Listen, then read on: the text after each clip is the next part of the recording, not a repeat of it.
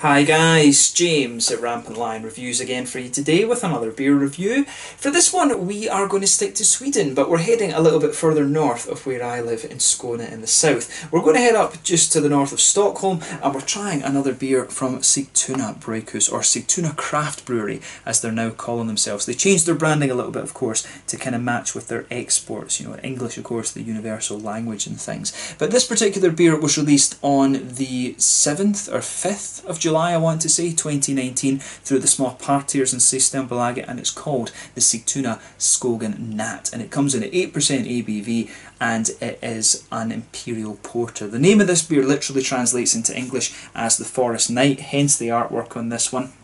And they did also release the Skogen Dag, which I'll see if I can get for you as well, which is a 6% Belgian blonde, I think, or a Belgian light ale they called it. But really curious to see how this one turns out. I've been impressed with the other beers that I've had from these guys recently. The Black Soil IPA is a really nice one, and I think it was called the No Big Deal, the New England IPA that they released fairly recently as well. That was also a really quite nice beer. So this is one of the Swedish breweries that you should check out. Actually, those two beers in particular I would say are pretty good. So, you know, have a go at them, and they're also famous for being an organic brewery as well, from what I remember. So let's get on with the actual review then. So as is always the case with my reviews, I'll tell you a little bit about the brewery before we taste the beer. If you want to get straight to the tasting, just fast forward. All the usual links are in the description below. That's the brewery website, the link to my other reviews that I've done from Sigtuna Brygghus before. No doubt I will add some more in the fairly near future. There's all the usual social media. If you want to see more beer reviews, do please consider subscribing to the channel. The whole channel, of course, has a geography-based tagging system, so you can go into the homepage and search for beer based on country, city, state, county, prefecture, whatever it is you're interested in. Do check out the playlists of beers from different countries. There is one there for all the Swedish beers that I've reviewed for you. That's constantly being added to, and as always, please do get in touch and let me know some of the other beers and breweries that you guys would like to see me review. It's always great to hear from you guys that are watching the videos, and the support that you show the channel is hugely appreciated. So anyway, to tell you a little bit about Sigtuna Brygghus then. So Sigtuna Brygghus was founded back in 2005 by Peter Force, and he was joined in the very early stages of the company by David Meadows and Håkan Lundgren, and you can find this brewery in Arlandastad, which is very close to Arlanda Airport to the north of Stockholm. It's kind of almost about halfway between Uppsala to the north, the very famous old university and Viking town in Sweden, and Stockholm, the capital city, to the south. And this brewery takes its name, of course, from Sigtuna, which is very close by to that, and it's the oldest town in Sweden, in fact, as well. So definitely worth checking out. It's got a really lovely kind of lake on it's at the western side of the town, but definitely worth checking out anyway.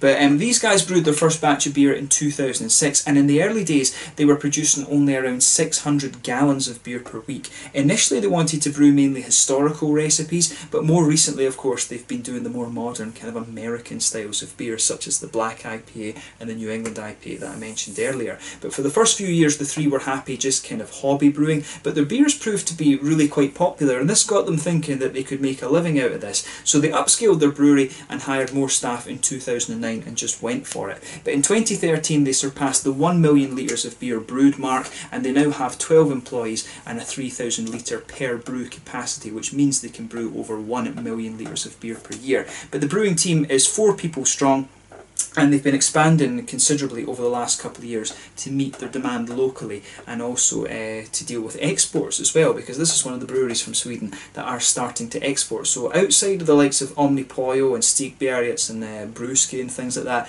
these guys are probably one of the easier Swedish craft brews to come across if you're watching from abroad.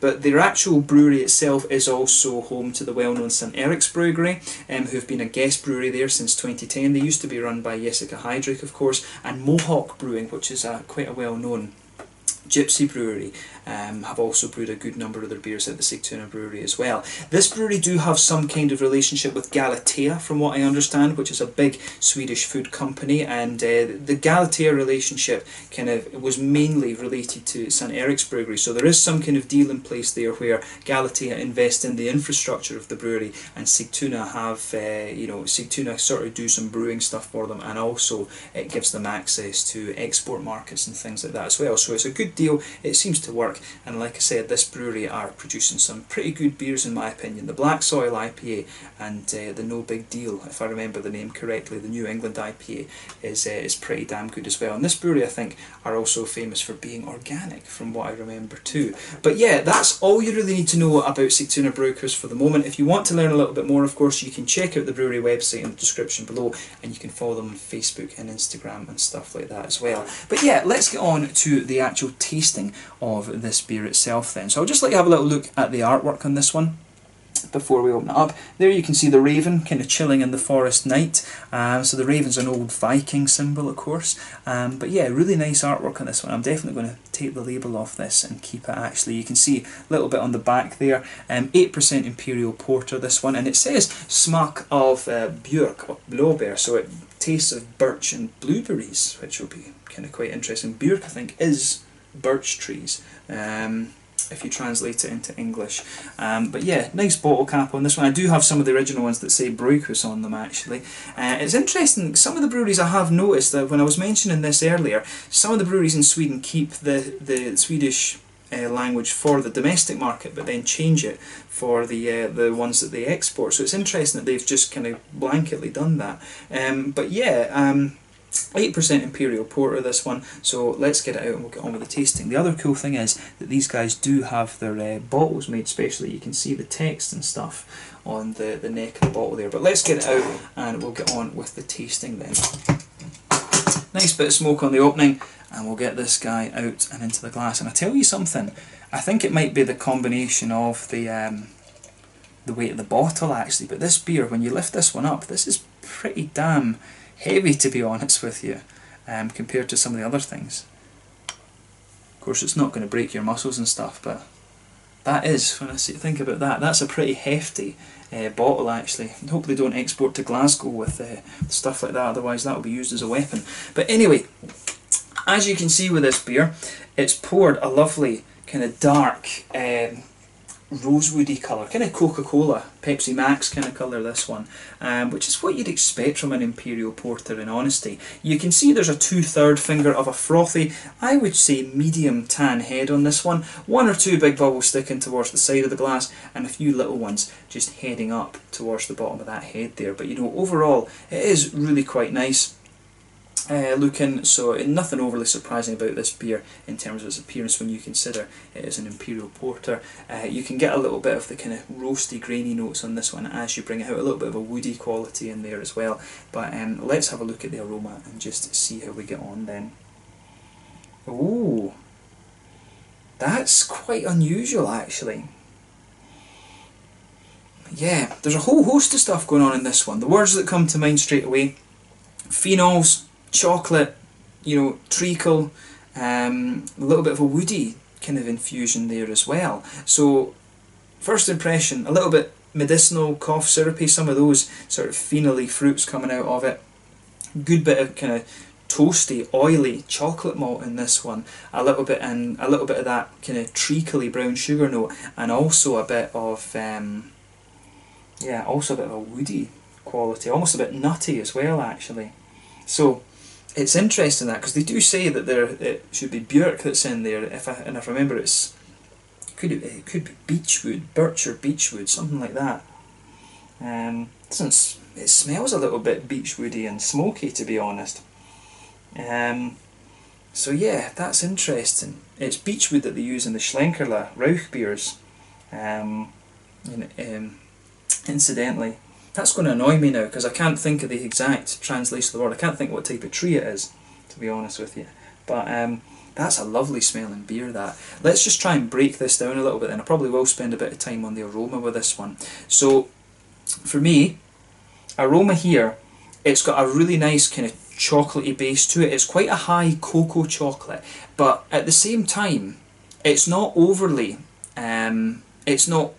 dark in terms of its cocoa percentage. I'd say this one's maybe around 70%. There is an element of a milky quality in there, but it's almost like a very well balanced chocolate. It doesn't come across as being like charred, but the chocolatey notes that you get out of this particular beer do come across as being a little bit oily. There's also a good bit of brown sugar in there, and for me it's this kind of treacly type thing, or molasses I guess we should say. I always I always wonder that, whether Swedes prefer the American English or the original English, if you like. But definitely some really nice, big, oily, syrupy, brown, sugary notes coming out of this beer for me. Yeah, but at the same time you also get a little bit of the sweeter, slightly toasty caramel out of this beer as well. So this is a very complex one, this actually. The aroma, this is lovely. You can kind of smell that this beer, it does have that sort of woody infusion that I was talking about. There's a little bit of, yeah, there's definitely a little bit of a sort of, yeah, there's a woody kind of nutty note to this one as well. The nuttiness is kind of mixing in with the brown sugars actually. So definitely a little bit of an interesting malt base to this one. That's really, really unusual. Well, it's not unusual, it's just complex, I should say, I guess. On the hoppy side of things, a little bit of earthiness as you'd expect. You can pick up a little bit of floral and grassiness, but those are quite minimal. It leans towards the earthy side of things in my mind, and that builds a good bridge with the kind of roasty, black malty elements you can pick out of this beer. The fruity side of things is interesting as well. This beer it really does have a sort of medicinal quality to it, a cough syrupy medicinal kind of note. Yeah, so sort of figs, maybe a bit of a raisin plummy note to it. Blueberries. It does say blueberries on the back. I'm just trying to see if I can pick it up. There is, you can pick up a little bit of it, but for me, the fruity aroma on this one is quite sort of phenolic, the sort of same kind of thing you'll get from a Belgian Double or a Belgian Bruin. It does have that almost kind of Cavonia, cough syrupy type thing to it. So yeah, figs, raisins, juicy figs, a little bit of raisiny plum sharpness to it as well, and yeah, perhaps there is a little bit of blueberry in there too. But as I always say, take a little bit of time and just enjoy the aroma of the beer before you get stuck into this one. I'm really curious to see how this beer turns out. Actually, I've got a good feeling about this one. So yeah, let's have a taste of this beer and see how we get on. This one is the Skogen Natt, the Forest Night from Sigtuna Brygghus in Arlandastad, just to the north of Stockholm here in Sweden. Let's get stuck in. An Imperial Porter at 8% ABV. Slange, skål.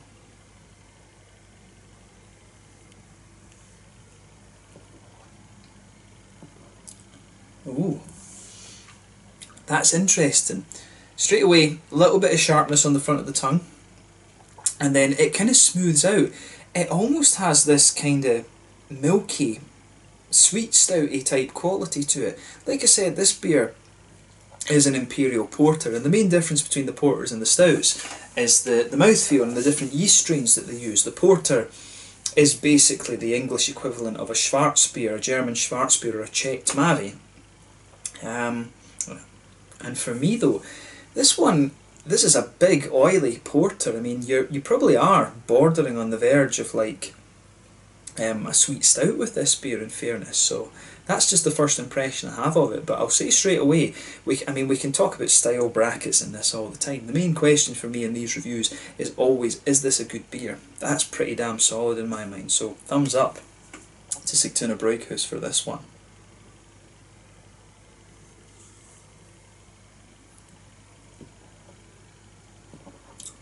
Yeah, that's a really, really good beer. What I'll say is, straight away, if this is only going to be like a one-off release, it's a bit of a tragedy, to be honest, because that's arguably the best quality beer that I've had from Sigtuna. It probably is, actually. The New England IPA is good, the Black Soil IPA is good, but if I compare this to the other things around Sweden, that is a very, very good quality beer. If you get the chance to try this one, go for it. This is really, really bloody solid, actually. So big thumbs up to Sigtuna for this one. I think I'm definitely, once I finish this review, I'm going on to Systembolaget and seeing if I can get the day and see if the day lives up to this one. But yeah, hopefully this recipe is one that they keep as a seasonal beer, because that really is a shame if they're only going to brew this once, in my mind.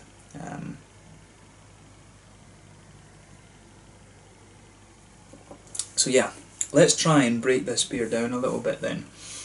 So middle of the palate then, on the malty side of things, you can feel a nice sort of kind of bread crusty, bready base just blanket in the middle of your palate. I say bread crusty, it does remind me of the crust that you'll get on like it's like a well-fired bread crust that you'll get on a German rye bread, something like that. That's what the sort of baseline, that's what the backbone of this beer feels like. It does kind of soften up and sweeten up a little bit in the middle of your palate right enough. The chocolatey qualities in this beer come out really quite nicely as well, and in the very centre of your tongue, that's when it starts to lean towards the brown sugars. There's definitely a little bit of a sweet caramel in there. It's not quite as treacly and molasses, that, you know, it's not quite as oily and things like that as I was expecting it would be. It does lean a little bit more towards the kind of sweeter side of the caramel, but it has a little toasty element to it at the same time. And as you move out from the centre of your palate, that's where the chocolatey notes come out of the beer too. The chocolate is just kind of on the outside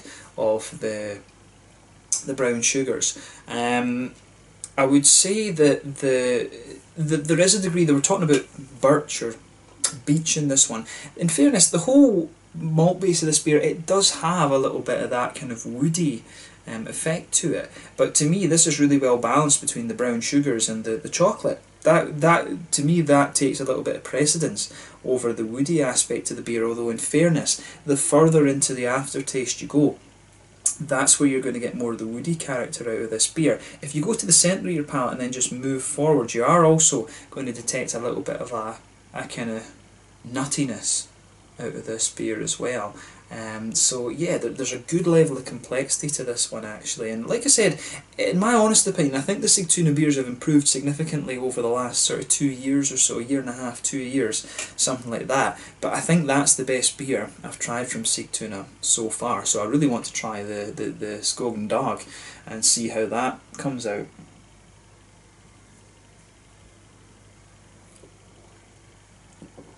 Yeah, that is nice.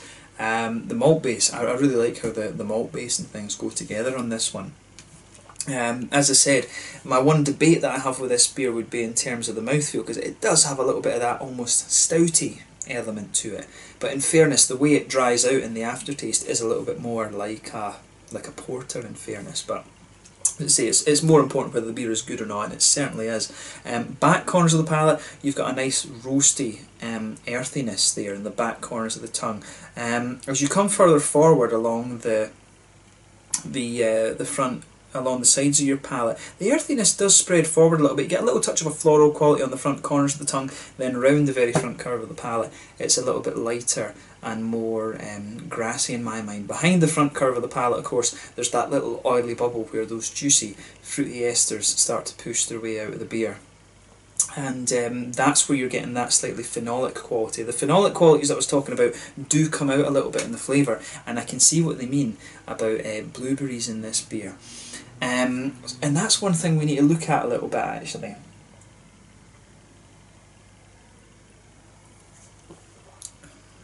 And I do wonder with this beer, I suspect with this that there's a little bit of Williamette hop in here. I wouldn't be surprised at that. Williamette can give you this lovely blackberry, blueberry kind of quality out of the beer. It's mainly blackberries and black currants that it will give you. And it also has that bit of earthiness and also a little bit of floral quality as well. I do suspect there's Williamette in here. But when you go behind the front curve of the palate, you're going to feel that nice oily bubble where those juicy fruity esters push their way out of the beer. You've got a little bit, the phenolic quality is there, but it's not quite as prominent as you would suspect it is from judging by the aroma. It's a lot less pronounced than that, in fairness. But you've got a nice sort of phenolic-y medicinal quality to this one. As you come further forward on the palate, the beer, it sort of moves more, gradually you get it moves more towards the sort of blackberry, black curranty type flavours there as well.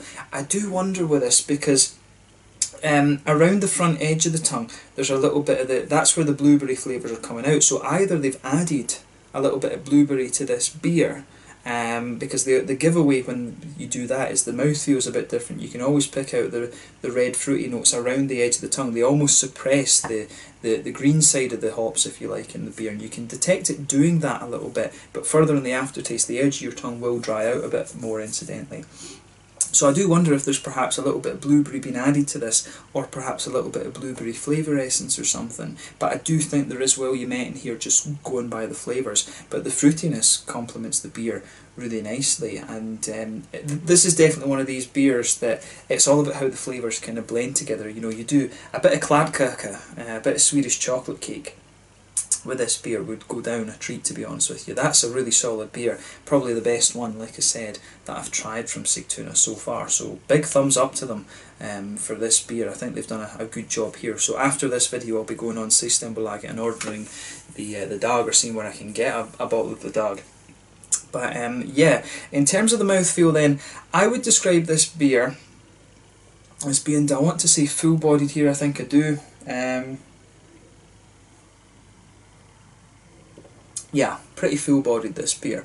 And we're considering that in the context of a porter as well. This is a pretty full-bodied beer, at the bottom end of full-bodied, right enough. Carbonation is very smooth in this one. The mouthfeel overall is quite smooth, and it does have an oily character to it as well.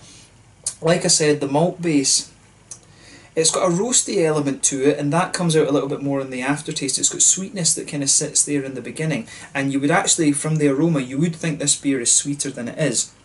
This really does round out quite nicely to be a more kind of smooth porter rather than anything else. But the mouthfeel overall, I'd say, is quite smooth, but it does have a bit of an oily quality to it. Malt base, good balance between roastiness and smoothness, little touch of sweetness in there as well. The woody infusion is quite interesting, like I was saying. Good little bit of hoppy bitterness to this beer. If we had to estimate IBUs, I'd say the malt base and the hops are contributing to that. I think we're talking about 50, maybe 60 at a push for this beer in terms of its IBUs. Nice bit of juicy fruitiness in there as well, and overall this is just a really pretty bloody good beer, this, and you know, you can't fault Sigtuna for this one at all. I want to try the Skogen Dag now, like I said, the Belgian light ale. Bit disappointed I never got that one at the same time, but what can you do? But yeah, a lovely beer, this one, and I'm glad that I was able to review this. This is, as I say, probably the best beer that I've had from Sigtuna so far, so I think it's a bit of a shame if this is only going to be a one-off. I hope this becomes a seasonal or something like that, because it's pretty bloody solid in my mind. But yeah, let's leave it at that for this one. This one is the Skogen Natt, the Forest Night from Sigtuna Brygghus in Arlandastad, a little bit to the north of Stockholm and a little bit to the south of Uppsala. So once again, thank you for watching my beer reviews. Until the next time, please like, subscribe, share, all the usual YouTube stuff. Let me know your own thoughts on this beer in the comment section below. Let me know what your favourite beers are from Sigtuna Brygghus as well, and I'm sure I'll return to these guys in the fairly near future. I hope you've enjoyed my take on this beer. Let me know your own thoughts on it in the comment section below, and check out my social media and stuff, and I will catch you guys very soon. This is the Skogen Natt, the Forest Night, an 8% Imperial Porter from Sigtuna Brygghus here in Sweden. Slange, skull, cheers, lovely beer that.